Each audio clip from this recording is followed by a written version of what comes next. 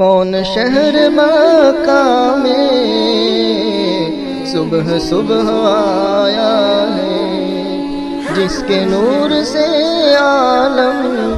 الحمدللہ رب العالمین والصلاة والسلام على سید المرسلین وعلى آلہ واصحابہ ومن تبعهم بإحسان إلى يوم الدین. اما بعد فاعوذ باللہ من الشیطان الرجیم. بسم اللہ الرحمن الرحیم. انا نحن نزلنا الذکر وانا له لحافظون. وقال النبي صلى الله عليه وسلم عن علي رضي الله تعالى عنه قال قال رسول الله صلى الله عليه وسلم خير الدواء القرآن، أو كما قال عليه الصلاة والتسليم. صدق الله العظيم وصدق رسوله النبي الكريم، ونحن على ذلك من الشاهدين والشاكرين، والحمد لله رب العالمين.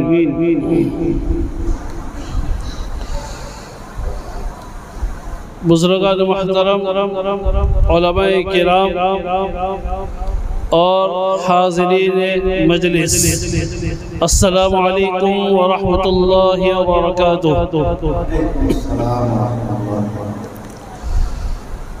آج کی اس بابرکت مجلس میں سعادت ہمیں حاصل، شرکت کی سعادت ہمیں حاصل ہو رہی ہے.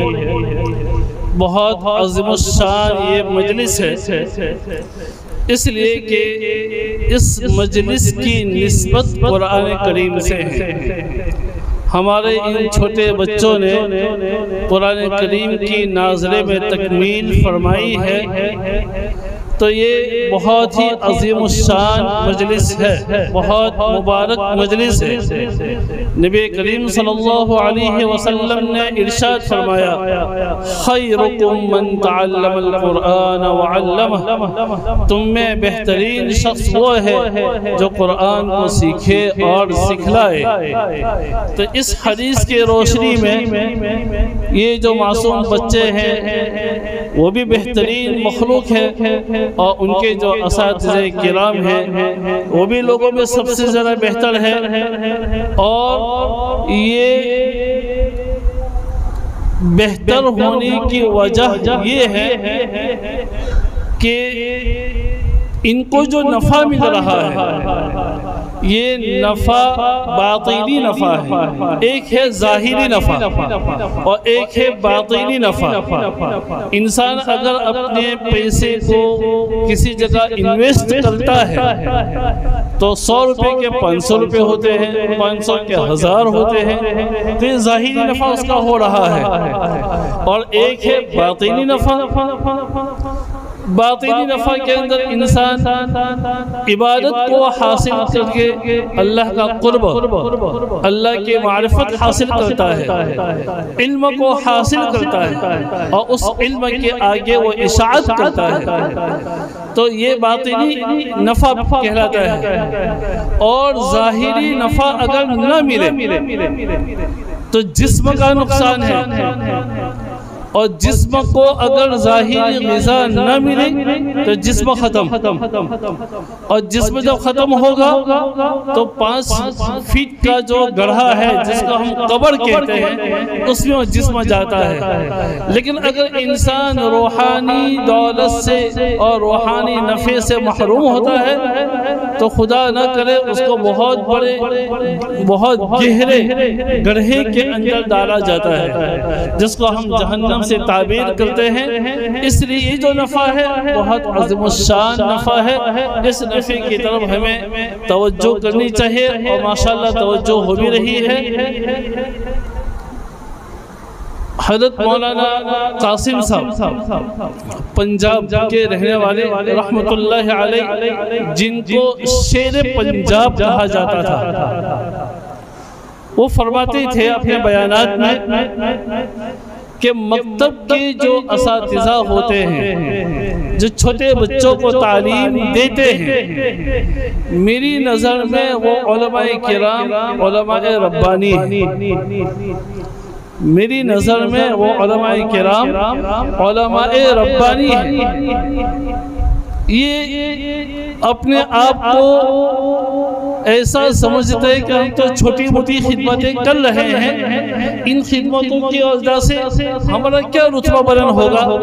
خود انتظامیہ بھی ان کو کوئی بڑا مرتبہ نہیں دیتا ہے، اور عوام الناس ہے وہ بھی ان کو کوئی بڑا رتبہ نہیں دیتا ہے، لیکن عند اللہ ان لوگوں کا رتبہ بہت بڑا ہے، اس لیے کہ چھوٹے بچوں کو تعلیم دینا یہ مشکل ہے، اور اصل مربی وہی ہے کہ جو چھوٹی چھوٹی چیزوں کی تعلیم دے کر بڑی چیزوں کی تعلیم دے۔ فتاوی تاتار خانیہ میں نقل کیا گیا ہے، من یربی الناس، مربی کس ہوتے ہیں؟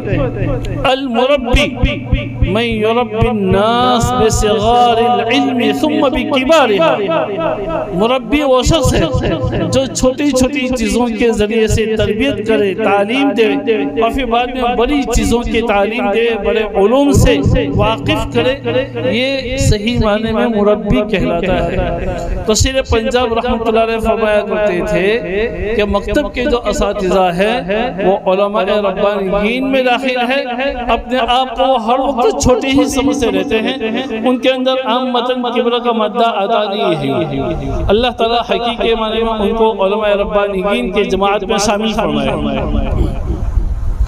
تو میں نے آپ کے سامنے جو آیت کریمہ پیش کی، سب سے پہلے اللہ تعالیٰ فرماتے ہیں اِنَّا نَحْنُ نَزَّلْنَا الذِّكْرَ وَإِنَّا لَهُ لَحَافِظُونَ، ہم نے قرآن کو نازل کیا اور ہم ہی اس کی حفاظت کرنے والے ہیں۔ اللہ تعالیٰ نے آسمان سے کل 104 کتابیں اتاری ہیں، آسمان سے کل 104 کتابیں الگ الگ نبیوں کے اوپر اتاری ہیں، ان میں 4 کتاب مشہور ہیں۔ توریت جو حضرت موسیٰ علیہ السلام پر اتری ہے، انجیل حضرت عیسیٰ علیہ السلام پر اتری ہے، زبور جو حضرت داؤد علیہ السلام پر اتری ہے، اور قرآن کریم نبی کریم صلی اللہ علیہ وسلم پر اتری ہے۔ اللہ کے نبی صلی اللہ علیہ وسلم جیسا کہ قاری صاحب نے بھی اپنے منظوم کلام کے اندر سنایا کہ اللہ کے بعد اگر سب سے اونچا مرتبہ اگر کسی کا ہے تو نبی کریم صلی اللہ علیہ وسلم کا مرتبہ ہے۔ علامہ انظر شاہ کشمیری رحمۃ اللہ علیہ ان کا مقدمہ لکھا ہوا ہے آثار الحدیث میں، اس میں حضرت لکھتے ہیں کہ حضرت جبرائیل علیہ السلام دوسرے نبیوں کے پاس تشریف لائے ہیں وحی لے کر، تو کسی کے پاس 10 مرتبہ، کسی کے پاس 30 مرتبہ، اور زیادہ سے زیادہ 50 مرتبہ ثابت ہے کہ حضرت جبرائیل علیہ السلام اللہ کا پیغام لے کر آئے نبیوں کے پاس، تو 50 مرتبہ وہ پیغام لے کر آئے ہیں، لیکن حضرت جبرائیل علیہ السلام نبی کریم صلی اللہ علیہ وسلم کے پاس وحی کا پیغام لے کر آئے ہیں قرآن کی شکل میں 24,000 مرتبہ، 24,000 مرتبہ حضرت جبرائیل علیہ السلام نبی کریم صلی اللہ علیہ وسلم کے پاس آئے ہیں اور قرآن کی وحی نازل کی ہے۔ معلوم ہوا کہ آپ صلی اللہ علیہ وسلم کا مرتبہ کتنا اونچا ہے کہ جبرائیل صلی اللہ علیہ وسلم کو اتنی مرتبہ بھیجا گیا، یہ آپ صلی اللہ علیہ وسلم کے سب سے افضل ہونے کی اور برتر ہونے کی یہ دلیل ہے۔ اور علماء نے یہ بھی بیان کیا ہے کہ نبی کریم صلی اللہ علیہ وسلم کو اللہ تعالیٰ نے جیسے ظاہری روحانی دنیا میں اونچا مقام عطا فرمایا ہے، ظاہری دنیا میں بھی اونچا مقام عطا فرمایا ہے۔ آپ صلی اللہ علیہ وسلم نے اپنی جو تعلیم دی ہے تو اس تعلیم کی ابتدا جیسے کہ اقرأ بسم ربک الذی خلق سے نازل ہوئی ہے، نبی کریم صلی اللہ علیہ وسلم پر سب سے پہلے وحی جو نازل ہوئی تو غار حرا کے اندر 5 آیت کریمہ حضرت جبرائیل علیہ السلام لے کر آئے۔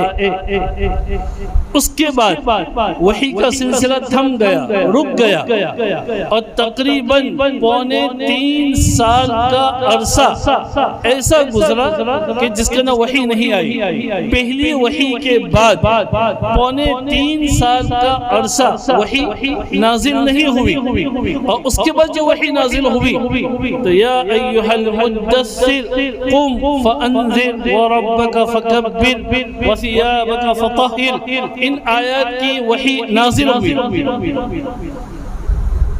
جب پہلی وحی نازل ہوئی اللہ کے نبی صلی اللہ علیہ وسلم گھبرا گئے، اپنے گھر پہنچتے ہیں، امی جان حضرت خدیجہ الکبریٰ رضی اللہ تعالی عنہا سے فرماتے ہیں زملونی زملونی، مجھے چادر اڑا دو، مجھے چادر اڑا دو، میں گھبرا رہا ہوں، کب کبھی طاری ہو رہی ہے۔ تو اس گھبراہٹ کو دور کرنے کے لیے چادر اڑانے کو اللہ کے نبی صلی اللہ علیہ وسلم نے فرمایا۔ امی جان حضرت خدیجہ الکبریٰ رضی اللہ تعالی عنہا نے اللہ کے نبی کو چادر اڑا دی۔ جب گھبراہٹ دور ہو گئی، سکون ہو گیا، تو امی جان نے اللہ کے نبی صلی اللہ علیہ وسلم کو تسلی دینے کا ایک انوکھا طریقہ اپنایا۔ اس طریقے کو ایک کتاب ہے امت کی مائیں، جس کتاب کو لکھا ہے حضرت مولانا عاشق الہی بلند شہری رحمت اللہ علیہ۔ انہوں نے اس کتاب میں یہ واقعہ لکھا ہے تسلی کا۔ امی جان حضرت خدیجہ الکبریٰ رضی اللہ تعالی عنہا نے اللہ کے نبی صلی اللہ علیہ وسلم کو جب پہلی وحی نازل ہوئی تھی، جو گھبراہٹ طاری ہو گئی تھی، تو اس گھبراہٹ کو دور کرنے کے لیے امی جان نے فرمایا کہ اللہ کے رسول آپ میری سیدھی جانب آ کر بیٹھ جائیے۔ اللہ کے نبی صلی اللہ علیہ وسلم امی جان کی سیدھی جانب بیٹھ گئے۔ پھر پوچھا کہ آپ کے پاس غار حرا میں جو آنے والا تھا وہ بھی آپ کو نظر آ رہا ہے؟ تو اللہ کے رسول صلی اللہ علیہ وسلم نے امی جان سے بتلایا کہ ہاں وہ بھی نظر آ رہے ہیں۔ پھر امی جان نے بتلایا، پوچھا کہ آپ ہیں وہ میری بائیں جانب آ کر بیٹھ جائیے، اور کہا کہ ابھی بھی آپ کو وہ نظر آ رہا ہے؟ اللہ کے نبی صلی اللہ علیہ وسلم بائیں جانب آ کر بیٹھ گئے۔ اس وقت بھی فرمایا کہ مجھے وہ فرشتہ ابھی نظر آ رہا ہے۔ پھر امی جان نے اللہ کے نبی صلی اللہ علیہ وسلم سے کہا کہ اللہ کے رسول آپ میری گود میں آ کر بیٹھ جائیے۔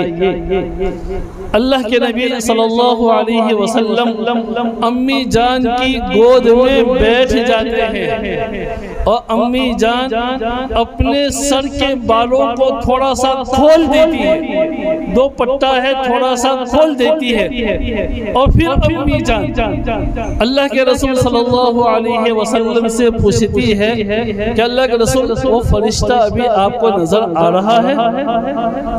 تو اللہ کے رسول صلی اللہ علیہ وسلم نے فرمایا کہ نہ ابھی تو مجھے نظر نہیں آ رہا ہے۔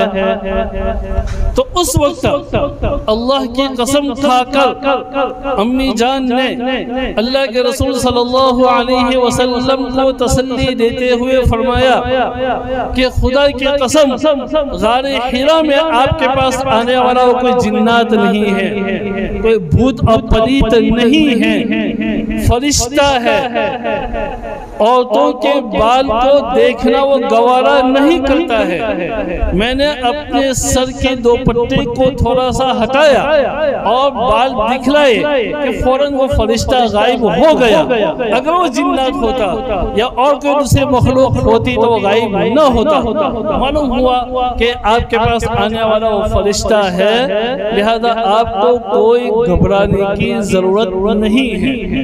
تو دیکھو یہ کتنی عقل مند عورت ہے کہ جنہوں نے اللہ کے نبی صلی اللہ علیہ وسلم کو تسلی دی اور گھبراہٹ کو دور کر دیا اور فرمایا کہ آپ کے پاس آنے والا فرشتہ وہ جنات نہیں ہے، اللہ کا بھیجا ہوا ایک مقرب فرشتہ ہے۔ اس سے ایک سبق یہ حاصل ہوتا ہے کہ امی جان گھر کے اندر موجود ہے۔ امی جان کہاں موجود ہے؟ گھر میں موجود ہے، اور گھر کے اندر اپنے بالوں کو تھوڑا سا کھولا تو فرشتہ چلا گیا۔ لہذا ہمارے گھروں کی جو عورتیں مائیں بہنیں ہیں ان کو اپنے گھروں کے اندر بھی بالوں کو کھلا نہیں رکھنا چاہیے۔ عورتوں کے بالوں کو دیکھ کر جنات وغیرہ گھروں میں آتے ہیں اور فرشتے ہیں ہمارے حیا اور شرم کے چلے جاتے ہیں۔ پھر ہم شکایتیں کرتے ہیں کہ ہمیں یہ ہو گیا اور وہ ہو گیا اور فلاں باپو کے پاس اور فلاں باپو کے پاس، اس طریقے سے دورہ کرتے ہیں۔ اصل شریعت کے مطابق چلتے نہیں ہیں اور اپنے بالوں کو اپنے گھروں کے اندر چھپانے کی بھی کوشش کرتی نہیں ہیں۔ اس لیے ہمیں امی جان نے یہ سبق نہیں دیا ہے۔ اگر ہمیں اپنی امی جان سے محبت ہو، پیار ہو، عقیدت ہو تو ان کے تعلیم کے مطابق ہمیں اپنے گھروں کے اندر بھی اپنے بالوں کو چھپانا چاہیے۔ معلوم یہ ہوا کہ ہم اسلامی شریعت کے مطابق اپنے طریقوں کو قائم کریں اور اس کے مطابق چلائیں۔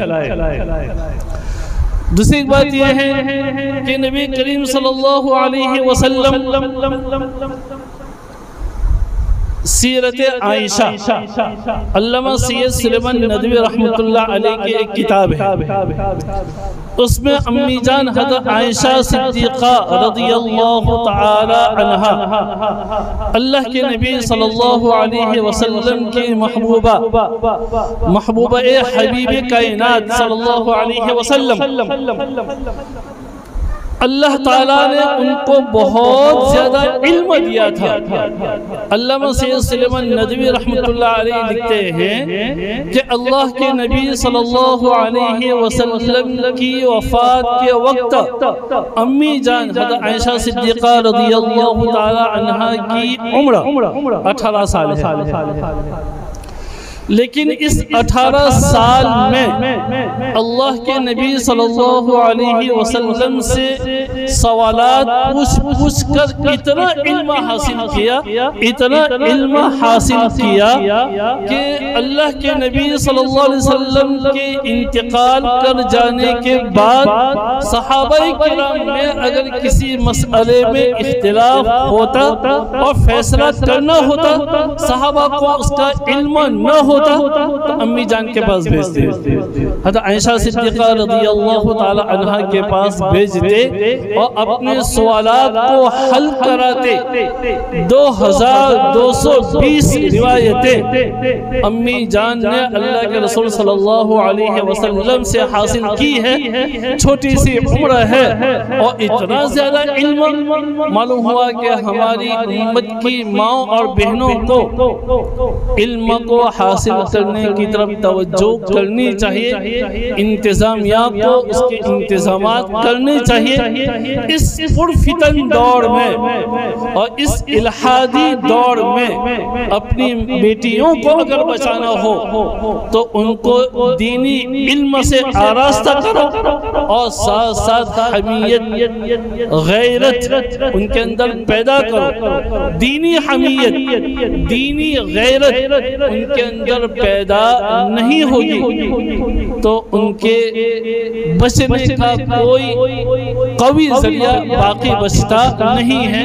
اس لیے ہمیں بچپن ہی سے ان کے عقائد کی حفاظت کرنی چاہیے اور ان کے اندر دینی حمیت اور غیرت ہے وہ پیدا کرنی چاہیے۔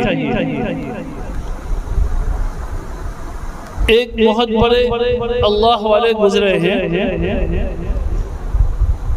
ان کے بارے میں ایک واقعہ لکھا ہوا ہے۔ حضرت مولانا محمد قاسم نانوتوی رحمۃ اللہ علیہ جب وہ دہلی گئے تھے تو دہلی کے اندر حضرت اپنے کام کاج کر رہے تھے تو کچھ سامان گزر رہا تھا گاڑیوں میں، تو وہ سامان بہت قیمتی سامان تھا۔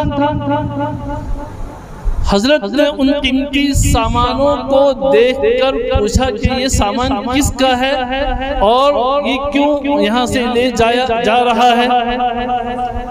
تو بتانے والے نے حضرت سے بتایا کہ یہ جو سامان ہے یہ ملکہ انگلینڈ کی جو ملکہ ہے وہ ملکہ وکٹوریا جو دہلی میں آئی ہوئی ہے اس کی تاج پوشی کی جانے والی ہے، یعنی اس کے سر پر تاج رکھا جائے گا تو اس کے اعزاز میں اکرام میں یہ سامان وہاں پہنچ رہا ہے۔ ان کی گویا کہ آؤ بھگت ہوگی، استقبال ہوگا۔ تو حضرت نے کہا کہ اچھا یہ جو ملکہ وکٹوریا ہے اس کو تاج پہنانے کے اسباب ہے، سامان ہے؟ میں کہا ہاں۔ حضرت نے فوراً ہی اپنا کام کا چھوڑ دیا اور دہلی آ گئے، نہیں دہلی سے دیوبند آ گئے۔ کسی نے پوچھا کہ حضرت آپ اپنا کام تو پورا کر لو، اور کام پورا کرنے کے بعد پھر آپ دیوبند جائیے۔ تو حضرت نے فرمایا کہ کام تو بعد میں بھی کیا جا سکتا ہے، لیکن جو دین کے دشمن ہیں ان کی عزت اور اکرام کے اسباب ہم سے دیکھے نہیں جاتے، ان کی عزت اور اکرام کے جو اسباب ہیں وہ ہم سے دیکھے جاتے نہیں ہیں، لہذا ہمارے اندر غیرت ہے، ہمارے اندر حمیت ہے، ہم تو اسلام کی عزت کے اسباب کو دیکھنا چاہتے ہیں، ہم تو مسلمانوں کی عزت کو دیکھنا چاہتے ہیں، نہ کہ دوسروں کی عزت کو دیکھنا۔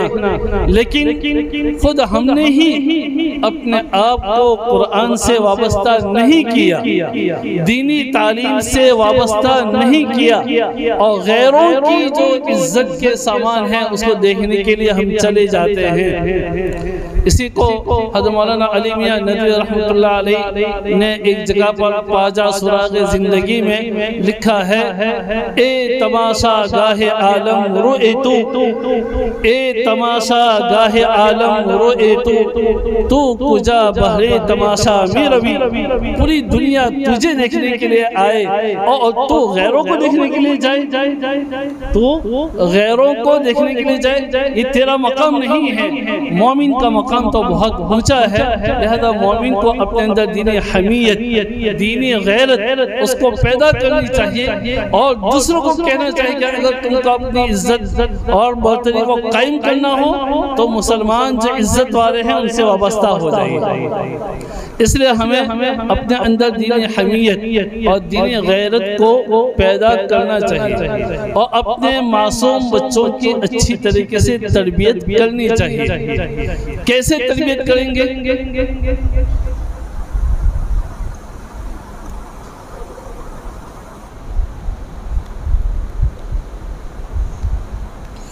چھوٹے بچوں کی تربیت کرنے کا ایک انداز، ہمارے ایک پہچان والے ہیں انگلینڈ میں، وہ سنا رہے تھے کہ انگلینڈ کی اسکول کے اندر چھوٹے جو بچے ہیں ایک مرتبہ ان چھوٹے بچوں کو سوالات کیے گئے کہ تو بڑا ہو کے کیا کرے گا، تو بڑا ہو کے کیا کرے گا، تو ہر ایک نے اپنے اپنے اعتبار سے جوابات دیے۔ کسی نے کہا میں ڈاکٹر بنوں گا، انجینئر بنوں گا، معلوم نہیں کیا کیا، پائلٹ بنوں گا، جو کچھ ہے۔ ایک بچہ تھا معصوم، اس معصوم بچے نے جب اس کی باری آئی اس کو پوچھا کہ بیٹا تو کیا بنے گا، تو اس نے کہا کہ میں صحابی بنوں گا۔ میں کیا بنوں گا؟ صحابی بنوں گا۔ اب وہ اسکول والے حیران کہ صحابی کیا چیز ہے، صحابی کیا چیز ہے، یہ سمجھ میں نہیں آتا۔ تو بچے کو پوچھا کہ بچہ صحابی کس کو کہتے ہیں؟ تو اپنی بولی بالی زبان کے اندر بچہ کہتا ہے کہ جن آنکھوں نے آقا صلی اللہ علیہ وسلم کی ایمان کی حالت میں زیارت کی ہو اور ایمان پر ان کی وفات ہوئی ہو، ان کو صحابی کہتے ہیں، ان کو صحابی کہتے ہیں۔ تو میں صحابی بننا چاہتا ہوں۔ باقاعدہ اس کو ریمارک کیا گیا، ان کے گھر ان کے ماں باپ کے پاس وہ گئے اور کہا کہ آپ کیا کرتے ہیں اپنے بچوں کے سامنے؟ تو کہا کہ ہم اپنے بچوں کو صحابہ کی حکایات سناتے ہیں، حکایات صحابہ کے واقعات ہم سناتے ہیں تاکہ چھوٹے بچوں کے دماغ کے اندر صحابہ کے محبت پیدا ہو، عظمت پیدا ہو اور ان سے قلبی تعلق پیدا ہو۔ اس لیے ہم گوئے کہ اس طریقے سے بچوں کے سامنے صحابہ کے واقعات بیان کرتے ہیں۔ تو دیکھو ہم نے ہمارے گھروں کے اندر صحابہ کے واقعات کو سنانا چھوڑ دیا، اس لیے ہمیں صحابہ کے واقعات سنانے چاہیے۔ دوسرا ایک تربیت کا طریقہ ہے، ایک تو یہ ہے کہ صحابہ کرام ہیں اور بزرگان دین ہیں، اللہ والے ہیں، تو ان کی تربیت اور ان کے جو واقعات ہیں وہ واقعات سنانے چاہیے۔ دوسرا ایک تربیت کا طریقہ، ایک عورت ہے جن کے بچے ہیں، تو ایک مہمان اس عورت کے گھر پہ گئے، ایک مقررہ وقت تھا، جس مقررہ وقت کے اندر عورت اپنے بچوں کو ساتھ میں لے کر بیٹھتی تھی اور قرآن شریف کی کچھ سورتوں کو زبانی یاد کراتی تھی۔ تو جب وہ مہمان اس عورت کے گھر پہ گئے تھے تو اس عورت نے جب وقت مقررہ ہوا تو اپنے بچوں سے کہا کہ آؤ بچوں ہم سب مل کر ایک محل تیار کرتے ہیں، آؤ بچوں ہم سب مل کر ایک محل تیار کرتے ہیں۔ تو وہ جو مہمان تھے وہ بھی پریشان تھے، معلوم نہیں یہ عورت اپنے بچوں کے ساتھ مل کر کون سا محل تیار کرے گی۔ تو جب بچے آ گئے قریب میں تو اس عورت نے اپنے چھوٹے چھوٹے معصوم بچوں سے کہا کہ 10 مرتبہ قل هو اللہ احد کی پوری سورت پڑھو۔ تو سب بچوں نے 10 مرتبہ، کتنی مرتبہ؟ 10 مرتبہ قل هو اللہ احد یہ پوری سورت 10 مرتبہ پڑھو۔ تو بچوں نے پڑھی۔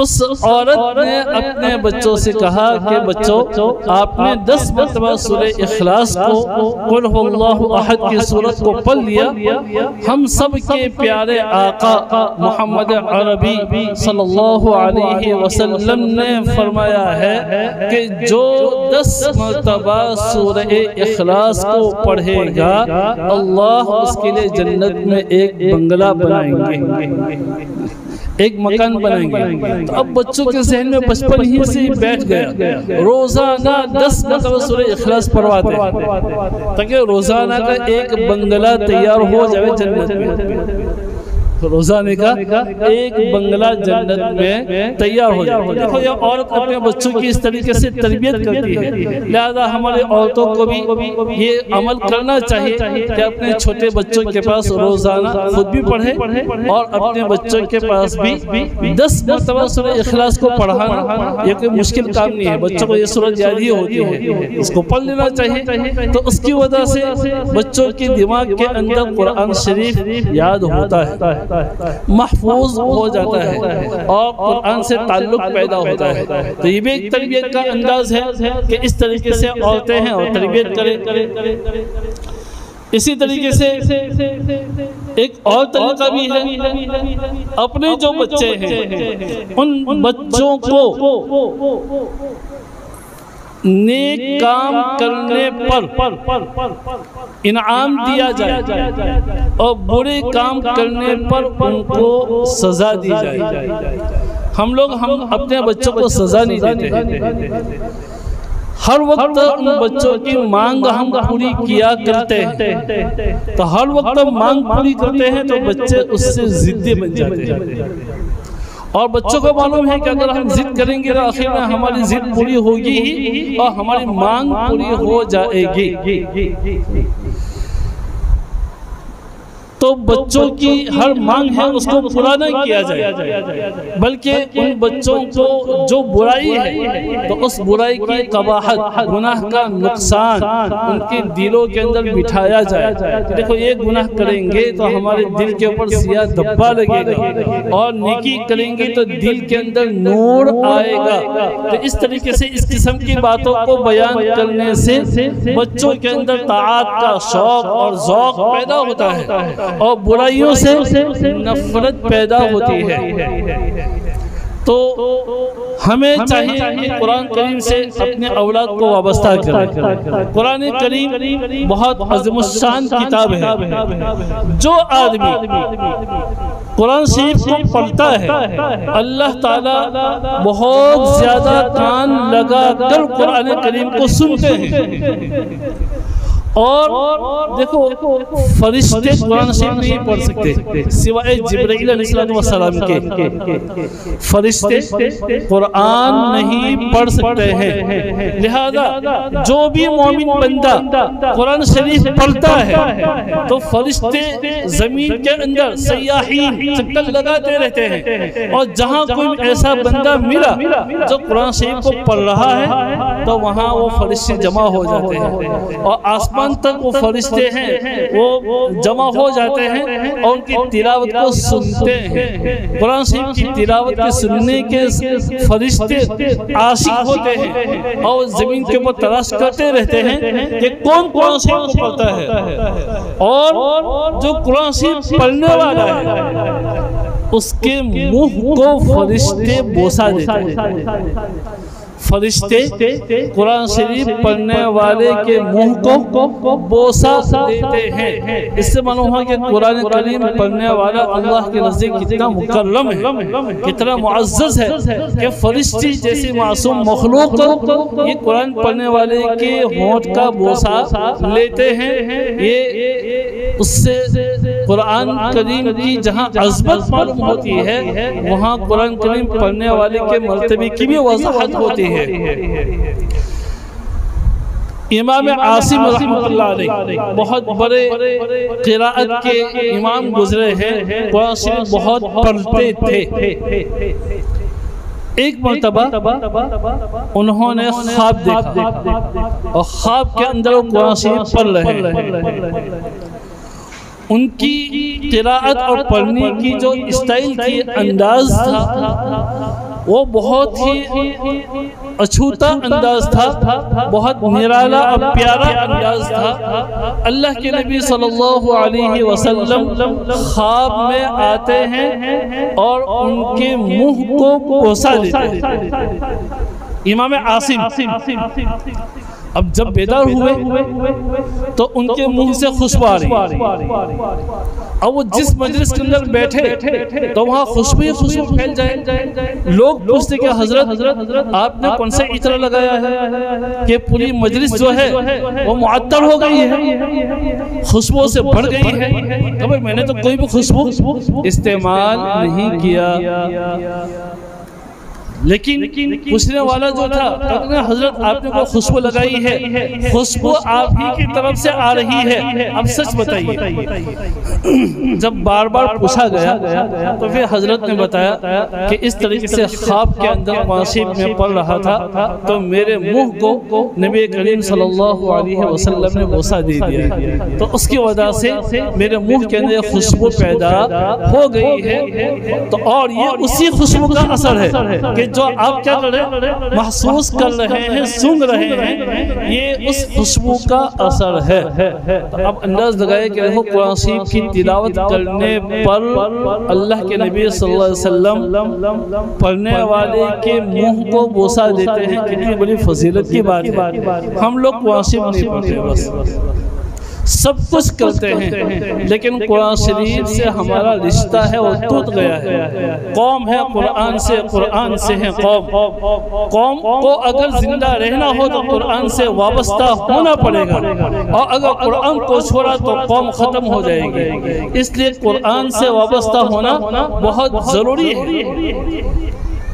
ایک کتاب ہے تذکرہ قاریان ہند، اس کتاب کے اندر قرآن شریف پڑھنے والوں کے قصے لکھے ہیں، قرآن کے اوپر محنت کرنے والوں کے قصے لکھے ہیں۔ اس میں ایک امام ہے، امام ابن زکوان، بہت بڑے امام گزرے ہیں قرات کے۔ جب ان کے انتقال کا وقت آیا تو اپنے بیٹے کو بلایا، اور گھر کا جو کونا تھا اس گھر کے کونے کی طرف اشارہ کرتے ہوئے ابن زکوان نے اپنے بیٹے سے کہا کہ اے بیٹے، گھر کے اس کونے کے اندر اللہ کی نافرمانی مت کرنا، گھر کے اس کونے میں اللہ کی نافرمانی مت کرنا۔ تو بیٹے نے پوچھا کہ ابا ایسا کیوں؟ تو انہوں نے کہا کہ گھر کی اس کونے کے اندر میں نے 18,000 قرآن شریف ختم کیے ہیں۔ کتنے قرآن شریف؟ 18,000 قرآن شریف ہم نے ختم کیے ہیں اپنی زندگی میں۔ تو جس کونے کے اندر 18,000 مرتبہ قرآن شریف پڑھا گیا ہو وہ کتنا مبارک اور کتنا مقدس حصہ ہوگا زمین کا کہ جس کے وہ قرآن شریف پڑھا گیا۔ وہاں اللہ کی نافرمانی کہا کہ مت کرنا۔ یہ ہمارے اکابرین اپنی زندگیوں کے اوقات کو قرآن شریف سے وابستہ کرتے تھے۔ اسی میں ایک واقعہ امام شعبہ کا لکھا ہوا ہے کہ امام شعبہ رحمت اللہ علیہ جب ان کے انتقال کا وقت آیا تو ان کی بہن زار و قطار رونے لگی۔ امام شعبہ بے ہوش ہو گئے تھے، جب ہوش میں آئے دیکھا کہ ان کی بہن رو رہی ہے، پوچھا کہ بہن کیوں روتی ہے؟ تو بہن نے کہا کہ تمہارا جیسا بھائی اگر دنیا سے چلا جائے تو اس بھائی کی جدائی پہ نہ رویا جائے تو اور کس پر رویا جائے؟ تمہارے جیسا بھائی اگر دنیا سے جدا ہو جائے تو اس کی جدائی پہ ہم نہ روئیں گے اور کس پر روئیں گے؟ تو کہا کہ بہن مت رو۔ کہا کیوں؟ کہا کہ مجھے اللہ کی ذات عالی سے امید ہے کہ اللہ مجھے نواز دے گا۔ کہا کہ اللہ کی ذات عالی سے آپ یہ امید کس بنیاد پر قائم کر رہے ہیں؟ تو امام شعبہ نے اپنی بہن سے یہ کہا کہ بہن میں نے میری پوری زندگی میں 24,000 مرتبہ قرآن شریف ختم کیا ہے۔ کتنے مرتبہ؟ پوری زندگی میں 24,000 مرتبہ قرآن شریف میں نے ختم کیا ہے۔ امید ہے کہ اللہ تعالیٰ مجھے نواز دیں گے۔ آج شیطانوں نے ہم لوگوں کو یہ دھوکہ دے رکھا ہے کہ نماز کو چھوڑو، روزے کو چھوڑو، زکوٰۃ کو چھوڑو، اور پھر جب کوئی کہتے ہیں کہ چلو نماز پڑھنے کے لیے، کہا اللہ بہت بڑا غفور رحیم ہے، معاف کر دے گا۔ اللہ بہت بڑا ہے، غفور رحیم ہے، معاف کر دے گا۔ یہ دھوکہ ہے۔ ایک ہے رجا اور امید اور ایک ہے دھوکہ۔ رجا اور امید اس کو کہتے ہیں پہلے رحمت کے نازل ہونے کے اسباب کو اپنائیں اور پھر امید کریں کہ چلو یہ اسباب میرے اختیار میں تھے، میں نے اس کو اپنایا ہے، اب اللہ کی ذات عالی سے میں امید کرتا ہوں اللہ اس کے پر رحمت کے بارش کو نازل کر دے گا۔ تو اس کو تو کہتے ہیں رجا اور امید، اور جو کسی قسم کا رحمت کے نازل ہونے کا سبب نہ اپنائے، غیروں کے طریقوں کو اپنائے، غیروں کے طریقوں کو اپنائے، اور پھر کہے کہ اللہ بہت بڑا غفور رحیم ہے، معاف کر دے گا۔ ایک خامخواہ واٹسپ لوگ ڈراتے ہیں، دھمکاتے رہتے ہیں، ورنہ ایسا نہیں ہے، تو یہ ہے دھوکہ۔ کسی قسم کا کوئی نیک سبب رحمت کے نازل کرنے کا اختیار کیا نہیں، اور اللہ کی ذات عالی سے امید۔ یہ تو ایسا ہی ہوا کہ کھیتی نہ کرے اور امید رکھے کہ چلو میرے یہاں 50 من گیہوں ہیں وہ آ جائے کھیت میں سے، پہلے کھیت میں محنت کرنی پڑے گی، تب جا کر 50 من گیہوں آپ کے یہاں آئیں گے۔ بغیر محنت کیے ہوئے، بغیر بیج بوئے ہوئے کہ گیہوں پیدا ہو جائیں گے؟ دنیا دار الاسباب ہے، اسباب کو اختیار کرنا پڑے گا۔ حضرت عیسیٰ علیہ السلام جب قیامت کے قریب نازل ہوں گے، 2 فرشتوں کے سہارے نازل ہوں گے دمشق کی جامع مسجد کی مینارے پر، تو مینارے تک تو فرشتوں کے ذریعے سے نازل ہوں گے، لیکن جب مینار پر آ جائیں گے تو اب چونکہ دنیا میں آ گئے اور دنیا دار الاسباب ہے، لہذا مینارے سے اترنے کے لیے سیڑھی منگوائیں گے، مینارے سے اترنے کے لیے سیڑھی منگوائیں گے۔ نبی ہے، خاتم انبیاء بنی اسرائیل ہے، پھر بھی ان کے لیے سیڑھی منگوائی جا رہی ہے، اور مینارے سے وہ سیڑھی کے ذریعے سے نیچے اتر کر آئیں گے۔ اللہ یہ سبق دینا چاہتے ہیں، دنیا دار الاسباب ہے، اسباب کو اختیار کرنا پڑے گا۔ سائنس کہتی ہے کہ درخت کو لگاؤ بارش نازل ہوگی، ہمارے علماء ربانیین کہتے ہیں اعمال صالحہ کے درخت کو لگاؤ رحمت کی بارش نازل ہوگی۔ اعمال صالحہ کے درخت تو لگانے پڑیں گے، تب جا کر ہی رحمت الہی کی بارش ہوگی، ورنہ رحمت الہی کی بارش ہوگی نہیں۔ صرف شیطان کے وعدے ہوتے ہیں، اور شیطان کے وعدے جھوٹے وعدے ہوتے ہیں، اس کے اوپر کوئی نتیجہ مرتب ہوتا نہیں۔ اس لیے ہمیں معمول بنانا پڑے گا روزانہ قرآن شریف پڑھنے کا۔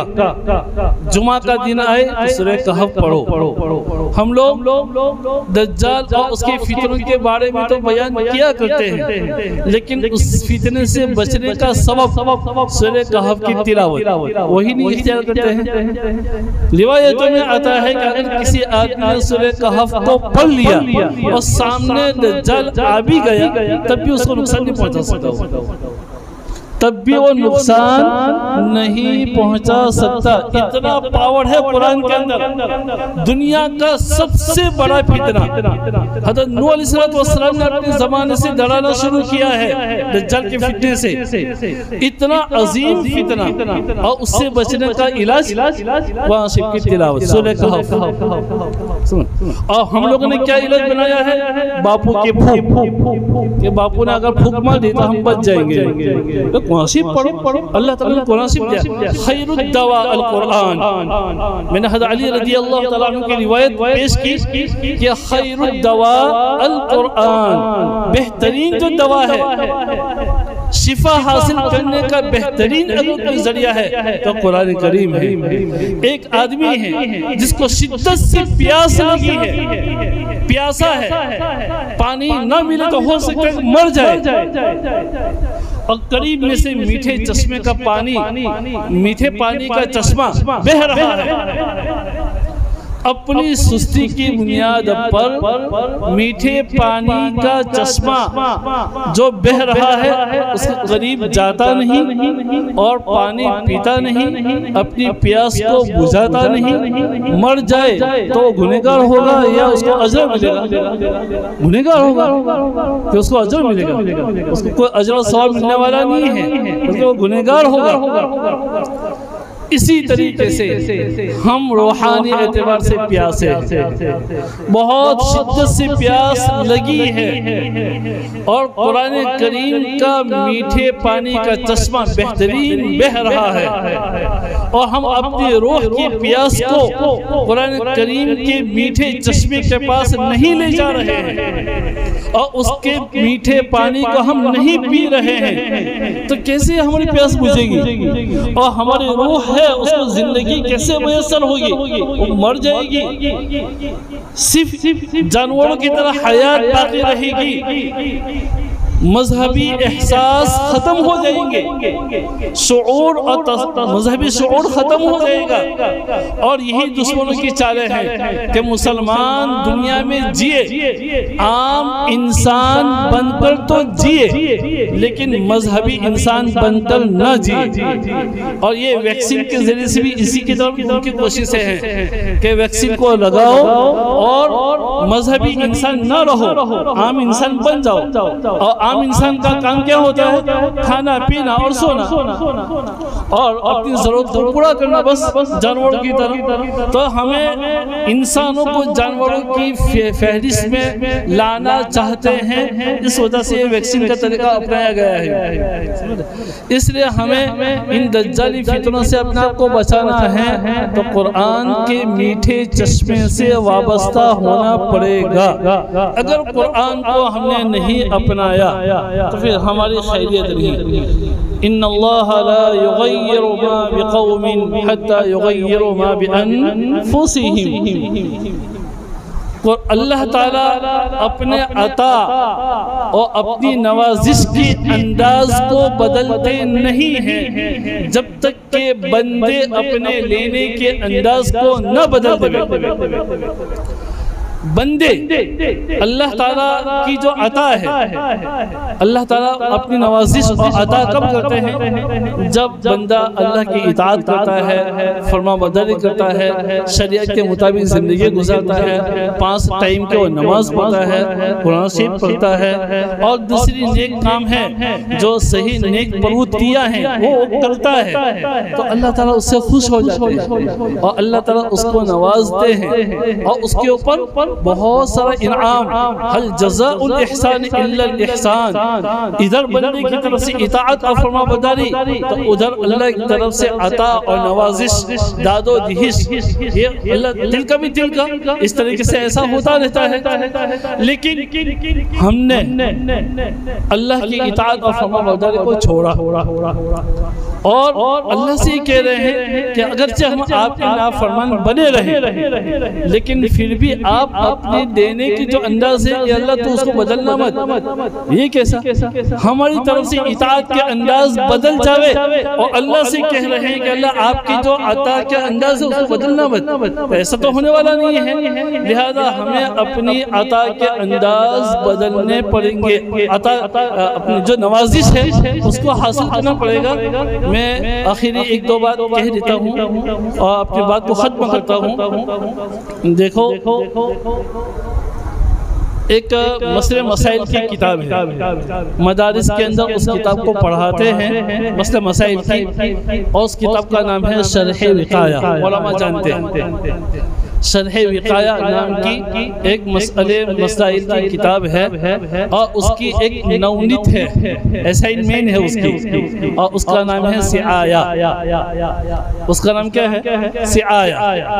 اس میں پانی کی جو بحث ہے، وضو انسان کرتا ہے، غسل کرتا ہے، یہ پانی پاک ہے کہ ناپاک ہے، تو پانی کی پاکی اور ناپاکی کے مسائل کو وہاں بیان کیا ہے۔ تو وہاں ایک حدیث کو بیان کیا ہے، علامہ عبدالحی لکھنوی رحمۃ اللہ علیہ، علامہ عبدالحی لکھنوی رحمۃ اللہ علیہ فرماتے ہیں کہ بندے کہتے ہیں کہ اس سال بارش کم ہوئی، اس سال بارش کم ہوئی، بندے ایسا کہتے ہیں، اور کبھی کہتے ہیں کہ اس سال بارش زیادہ ہوئی۔ تو علامہ عبدالحی لکھنوی رحمۃ اللہ علیہ سعایہ نامی کتاب میں لکھتے ہیں کہ اللہ تعالیٰ نے ہر سال آسمان سے پانی برسانے کا جو کوٹا مقرر کر رکھا ہے، اتنا ہر سال برستا ہے، کبھی بھی اس کے اندر کمی نہیں آتی اور کبھی بھی اس کے اندر زیادتی بھی نہیں ہوتی۔ اب یہ کیسے؟ ہم تو دیکھتے ہیں کہ اس سال بارش کم ہوئی اور کبھی دوسرے سال دیکھتے ہیں کہ بارش بہت زیادہ ہو گئی، اور آپ ایسا کہہ رہے ہیں کہ اللہ تعالیٰ ہر سال جتنی بارش ہوتی ہے اتنی ہی برساتے ہیں، اس کے اندر کمی بیشی ہوتی نہیں ہے۔ تو علامہ عبدالحی لکھنوی رحمۃ اللہ علیہ فرماتے ہیں کہ اللہ تعالیٰ نے زمین کا پانی کا کوٹا مقرر کر رکھا ہے اور سمندر کا کوٹا وہ بھی مقرر کر رکھا ہے. جتنا پانی کا کوٹا زمین پر برسانا ہے اللہ زمین پر برسا دیتے ہیں، اور جتنا سمندر کے اندر برسانا ہے اتنا سمندر کے اندر برسا دیتے ہیں. لیکن بندے جب نافرمانی پہ اتر آتے ہیں، بندے جب اللہ کی نافرمانی پر اتر آتے ہیں تو کبھی اللہ تعالیٰ زمین کا جو مقررہ کوٹا ہے اس سے زیادہ بارش کو اللہ تعالیٰ نازل کر دیتا ہے زمین پر. سمندر کا کوٹا کم کر دیا اور زمین کے کوٹے کو بڑھا دیا. اور کبھی دوسری شکل کے اندر آزمائش ہوتی ہے کہ زمین کا جتنا کوٹا ہے اس سے کم کر دیا جاتا ہے اور سمندر کے اندر کوٹا بڑھا دیا جاتا ہے.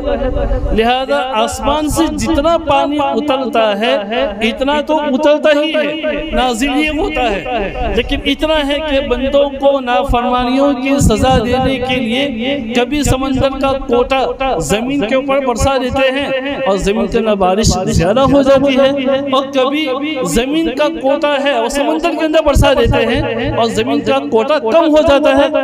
انسان ایسا کہتے ہیں کہ بارش کم ہوئی ہے، حالانکہ بارش کم ہوئی ہے. تو معلوم یہ ہوا کہ زمین کے اوپر برسنے والے پانی کے کوٹے کو اگر ہمیں برابر سرابر رکھنا ہے تو اللہ کی اطاعت، فرما برداری.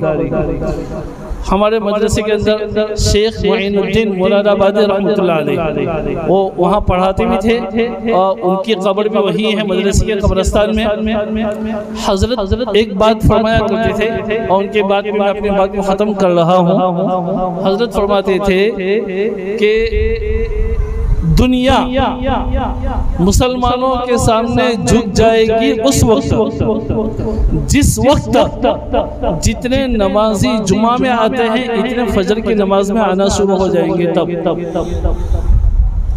جتنے نمازی جمعہ کی نماز میں آتے ہیں اتنے نمازی اگر فجر کی نماز میں آنا شروع کر دیں گے پابندی سے تو اس وقت کچھ بھی ہمیں ہتھیار خریدنے کی ضرورت نہیں پڑے گی. دنیا مسلمانوں کے سامنے جھکی جائے گی. بس اتنا ہے کہ ہم مسجد کا کوٹا بڑھاویں، مسجد کے اندر آنے والے بنے اور اللہ کے دربار میں آ کر اللہ کے سامنے رونا سیکھیں تو جا کر ہی ہمارا کام ہوگا، ورنہ ہمارا کام نہیں ہوگا. شیخ منیر احمد بمبے والے دامت برکاتہم العالیہ حضرت فرماتے ہیں کہ بچہ پیدا ہوتا ہے تو روتا ہے اور رو کر اپنی روزی کی ضرورت ہے وہ پوری کرتا ہے. تو جب وہ روتا ہے تو ماں اس کو اپنی چھاتی سے لگا لیتی ہے تو بچہ نیچے ہوتا ہے اور ماں کی چھاتی اوپر ہوتی ہے. کہا بچپن میں اللہ تعالیٰ نے ہمیں یہ سبق دیا کہ دیکھو بچپن میں تم کو اپنی ضرورت پوری کرنی ہوتی تھی تو کیا کرتے تھے؟ روتے تھے اور ضرورت پوری کرتے تھے. لہذا بڑے ہونے کے بعد بھی اپنی ضرورت پوری کرنا ہو تو اللہ کے سامنے رو. اور بچہ نیچے ہوتا ہے، ماں کی چھاتی اوپر ہوتی ہے، مانو کہ تمہاری روزی فی السماء رزقکم، آسمان میں تمہاری روزی ہے، لہذا تمہاری روزی آسمان میں ہے تو آسمان والے ہی سے مانگو اور کسی سے نہ مانگو. اللہ تعالیٰ صحیح معنی میں ہمیں قرآن سے وابستہ ہونے کی اور اللہ کی اطاعت اور فرمانبرداری کی ہمیں توفیق نصیب فرمائے. جو بات کہی گئی سنی گئی اس کے اوپر ہم سب کو عمل کے توفیق نصیب فرمائے. وآخر دعوانا الحمدللہ رب العالمین.